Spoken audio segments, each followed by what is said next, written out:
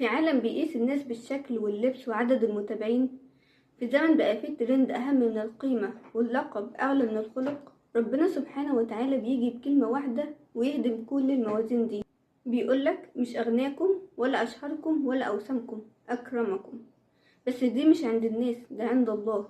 إن أكرمكم عند الله أتقاكم. إيه معنى الآية دي؟ الآية دي بتقول إن الكرامة الحقيقية عند ربنا مش مرتبطة بشكلك ولا نسبك ولا جنسك ولا لونك ولا شهرتك ولا فلوسك. الكرامة الحقيقية مرتبطة بحاجة واحدة بس، التقوى. يعني إيه تقوى؟ يعني قلبك حي بيخاف ربنا وبيحبه وبيحاول يرضيه في السر قبل العلن. يعني بتتقي ربنا في كلامك، في نيتك، في معاملاتك، حتى لو محدش شايفك. ليه الآية دي مهمة جدا؟ لأنها بتهد كل المعايير اللي الناس بتحكم بيها على بعض. في الجاهلية كانوا بيقولوا احنا من قبيلة كذا، احنا أشرف ناس. النهاردة بنسمع أنا من عيلة كبيرة، أنا مشهور، أنا غني، أنا متعلم أكتر. لكن ربنا بيقولك ده كله ملوش وزن عندي. الميزان الوحيد اللي ربنا بيقيس بيه الناس هو مين أقرب ليا، مين أبقى، مين أنقى.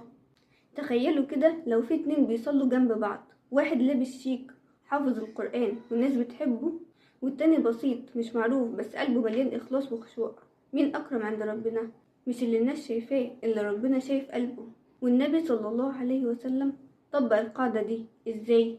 خلى بلال الحبشي يرفع الأذان من فوق الكعبة رغم ان الناس زمان كانت بتحتقر العبيد. خلى أسامة بن زيد شاب أسود يركب وراه في حجة الوداع قدام آلاف الناس. دخل الكعبة يوم الفتح ومعاه بلال وأسامة مش كبار قريش. ليه؟ علشان يعلم الناس ان الكرامة مش في الشكل ولا النسب، الكرامة في التقوى. مش مهم الناس شايفينك ازاي، المهم ربنا شايفك ازاي. مش مهم تكون منين، المهم تمشي بايه. مش مهم اسمك ايه، المهم قلبك فيه ايه.